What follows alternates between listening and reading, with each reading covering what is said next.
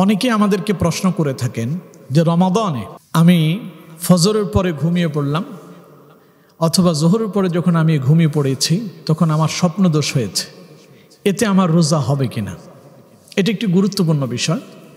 মনে রাখবেন, রমাদানে আপনার যদি ফজরের পরে ঘুমালেন অথবা জোহরের পরে ঘুমিয়ে পড়ছেন, আপনার যদি স্বপ্নদোষ হয়ে যায়, এই ক্ষেত্রে অবশ্যই আপনার রোজা হয়ে যাবে, কোনো অসুবিধা নেই। এই ক্ষেত্রে আপনি ফরজ গোসলটা আদায় করে নেবেন। আবার অনেকে আমাদেরকে প্রশ্ন করেন যে রমাদানের রাতে স্বামী স্ত্রী সহবাসের পরে ফরজ গোসল করে সাহারি খাবো না পরবর্তীতেও গোসল করলে চলবে?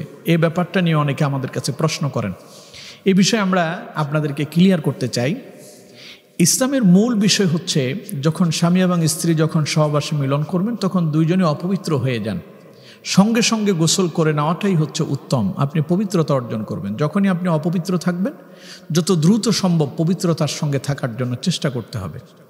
আর দ্বিতীয় নাম্বার হলো, আপনি ভোর রাতে উঠলেন সাহারি খাওয়ার জন্য, আপনার হাতে সময় আছে, ইচ্ছাকৃত অলসতা করে আপনি গোসল করলেন না, ফরজ গোসল করলেন না, আপনি সাহারি খেয়ে নিচ্ছেন, এটা উচিত নয়। যদি আপনি সাহারি খাওয়ার জন্য উঠলেন, উঠে দেখতে পেলেন সময় শেষ হয়ে যাচ্ছে, অর্থাৎ হাতের সময় খুবই কম, 2-4-5 মিনিট বা 10 মিনিট সময় আছে, খুব স্বল্প সময়, এক্ষেত্রে আপনি গোসল করতে গেলে পরে আপনি সাহারি খেতে পারবেন না। তাহলে আপনার জন্য করণীয় হচ্ছে যত দ্রুত সম্ভব প্রয়োজনে অজু করে নেবেন, অজু করে তারপরে আপনি সাহারি খাবেন।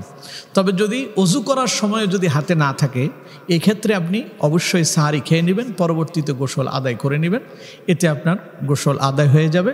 আশা করি আপনারা প্রশ্নটা বুঝতে পেরেছেন।